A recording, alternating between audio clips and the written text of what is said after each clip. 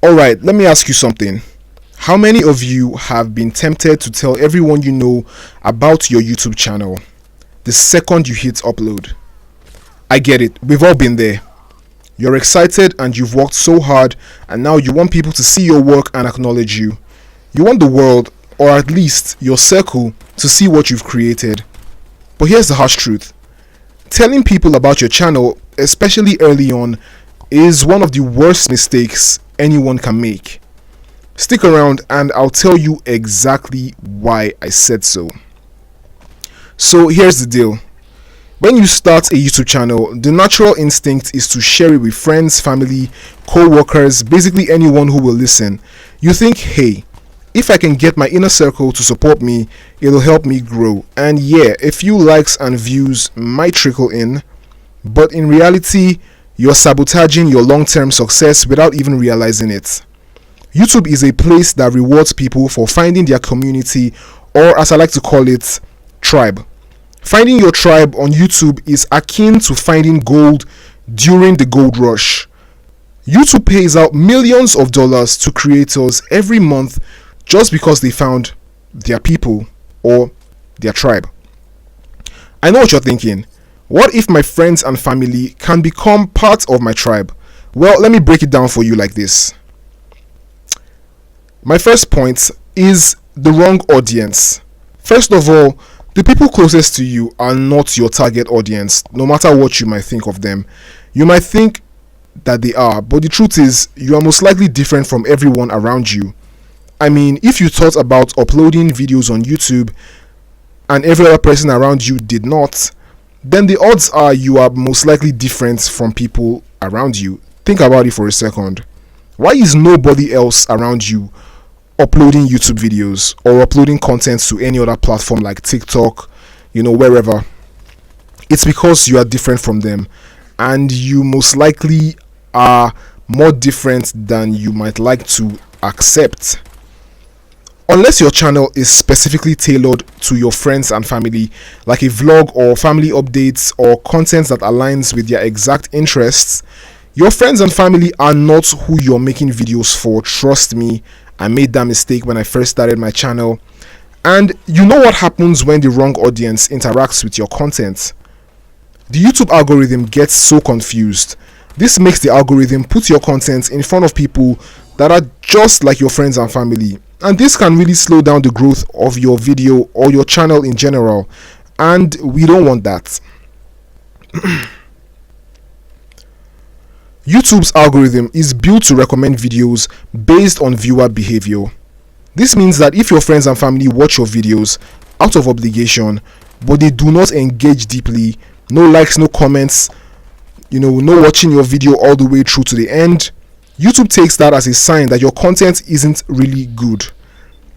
YouTube stops recommending your videos, and before you know it, your video stops, growing at all. And this can actually trickle into your channel's analytics. And trust me, I've been there. You don't want that for your channel. It's just going to slow you down more than you already are, if you get my point. Alright, moving on to my second point. Fake validation can hurt you. Let's talk about validation for a second. When you share your channel, the positive feedback you get feels good at first.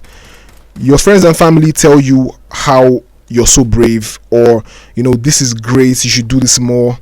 But here's the thing.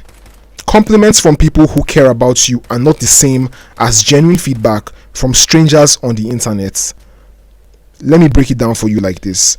I've received tremendous support from absolute strangers on this channel, and let me tell you, nothing feels sweeter than touching the lives of people you have never met, be it positively or negatively, because trust me, you will learn something from them. You will learn something from the feedback that these strangers give you.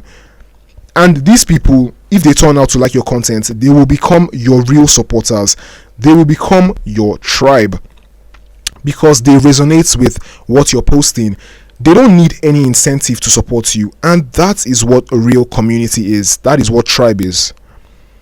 If you rely too heavily on that surface level validation that you get from your friends and family, then you stop looking critically at your work. You convince yourself that your videos are great when they might actually need real improvement. Constructive feedback is very rare from friends and family because they don't want to hurt your feelings. They want to stay on your good books, they want to stay on your good side. And let's face it, if they're not your audience, their opinions might even be irrelevant. My third point is fear of judgment. Here's another reason to keep your channel low key. And when I say low key, I mean very low key. Do not share your videos or your YouTube channel with your friends and family because you will have the fear of judgment anytime you want to post content. When you tell people about your channel, it creates this invisible pressure to succeed. You start overthinking your content, you start worrying about what people will say and second guessing every decision that you have to make. This is a recipe for complete disaster because as a new YouTuber, you don't need all that pressure. Trust me, you don't need any pressure on your shoulders. You already have the algorithm to deal with. You already have negative comments to deal with. Trust me, you don't want that invisible pressure in your mind from friends and family. YouTube is a business, and all businesses need space to fail and space to pivot. When you rid yourself of this space, you tend to make big mistakes. You tend to stop using all the tools available for you that YouTube has provided. You stop posting frequently, you stop being authentic, and you need to be authentic if you plan to grow on YouTube. Think about it. If you're worried that your co-worker or your sister is going to watch your next video, are you really going to let loose and be your authentic self on camera? Probably not. That fear of judgment can stifle your authenticity, it can stifle your creativity, and it can actually slow down your growth. You need to be your authentic self on YouTube, and YouTube still rewards people for originality and authenticity. No matter what you might have heard from anybody, YouTube is a place that will always reward people for being authentic. So whether you're a gamer, whether you're a chef, whether you're a doctor, if you are not confident and authentic on YouTube, trust me, the rewards are not going to come. You need that space. You need your privacy to be authentic. No matter what kind of confidence you have, even if you're confident that your friends and family might not judge your content, you still need, space to be able to be vulnerable and authentic. My fourth point is the power of organic growth. The channels you see on YouTube that grow and thrive are the ones that build an audience organically. Why? Because organic viewers are there for the content, not for you. There are people who find your video because it solved a problem, entertained them, or taught them something valuable, even if that valuable lesson was that everyone isn't meant to do YouTube. Okay, jokes aside, there are people who will binge watch your videos, share them with friends and family, and become loyal subscribers. Hell, some of them might even donate $1 or $2 to your cause. These are real lifers, and you must cherish them. Because subscribers like them do not come around that often, trust me. When you let your channel grow naturally, you're giving yourself the chance to find your people. The ones who will genuinely connect with whatever it is that you're offering. The ones who will buy your merchandise. The ones who will leave lovely comments on your videos. That's how you build a sustainable, engaged audience. By doing it organically. And guess what? Those are the people that the algorithm actually loves. The people who did it organically. So next time you see a YouTuber with 1 million subs, just know that they grinded their ass off to get those subs, and you can grind your own ass off as well. You just need to start posting, be consistent, and all should be fine. Also, try to ignore the analytics and everything when you're just starting out, because this can really leave you with a sense of real unfulfillment. When you check your analytics and you see that you're not growing as much as you like or as fast as you want to, this can really hurt you mentally. So yeah, keep that in mind. Point 5 is the value of privacy. Keeping your channel private in the early stages also protects you. Starting a YouTube channel is a very vulnerable thing. You're putting yourself out there, experimenting and figuring things out. When you tell everyone you know about your channel, you open yourself up to criticism before you're even ready for it. Some people can handle criticism, but others cannot, sadly. And if you are one of these people, I suggest you do not share your YouTube channel with friends and family. Just don't do it to yourself, bro. If you're the type of person who doesn't give a F what people think, sharing your channel with friends and family can be helpful, but then again, I will not recommend it. So instead of sharing your channel, focus on improving your craft. Work on your thumbnails, titles, editing, and overall content quality. Oh, and did I mention thumbnails already?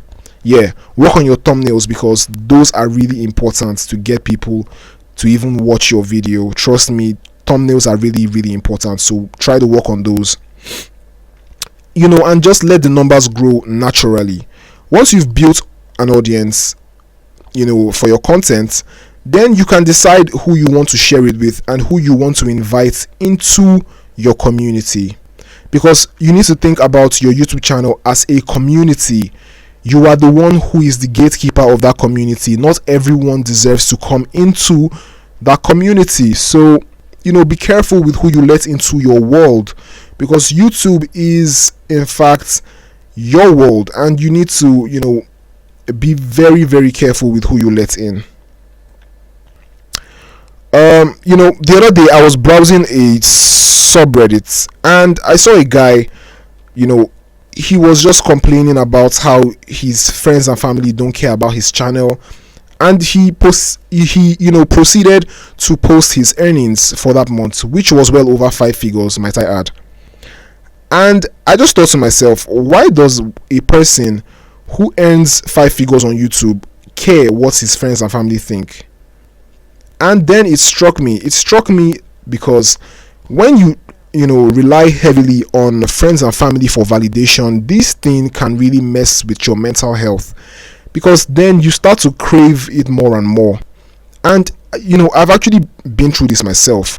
When you care so much about what people who you grew up with, people who you've always known all your whole life, when you care too much about what they think, you're not going to meet people who really care about you or what you're building. It doesn't even have to pertain to YouTube. It is just what it is. People just aren't built to depend on family validation. You're meant to go out into the world and get things for yourself. Find your own people, find your own way. That's just the way it is. These are traps when it comes to sharing your channel with people, because the validation can be a prison, and when you start earning a decent amount from YouTube, you will still feel the need to be validated by people that do not care about your channel. So when does sharing your videos make sense? When does sharing your channel actually make sense? Now, are there times when sharing your channel makes sense? Definitely.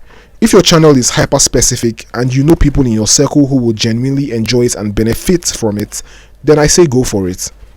For example, if you're making tutorials on a niche topic that your co-workers are interested in or that they will enjoy, sharing it could help. Could even help you go viral if you work in a big company. But that's the exception, not the rule. Here's the final takeaway. You don't need to shout about your channel. You don't need to shout about, what you're doing from the rooftops. Nobody cares. People only care when you succeed. In fact, I would say share your channel with your friends and family after you've hit 100,000 subscribers, because then you have something to show for yourself. You have something to take home to mama. And this is in no way making you obligated to share your channel. Even if you get to 1 million subscribers, you have the right to not share your channel with anyone. So the next time you're tempted to share your channel with your friends and everyone stop and ask yourself, is this helping me grow or is this holding me back? Because you might find that the answer is it is holding you back. Alright guys, I think I'm going to end the video here. If this resonated with you, and you're ready to focus on building your channel the smart way, hit that like button, hit that subscribe button, and drop a comment below. Let me know your thoughts. Let me know what you think about this video. I'm going to be dropping many more videos like this one, so make sure you subscribe so you don't miss out on those goodies. Make sure you subscribe so you don't miss out on Fallout 4 content, because Fallout 4 is a goated game and you don't want to miss that. Alright guys, thanks for watching. My name is SSG. Peace out. I'll see you guys in the next one. Peace and love. Bless.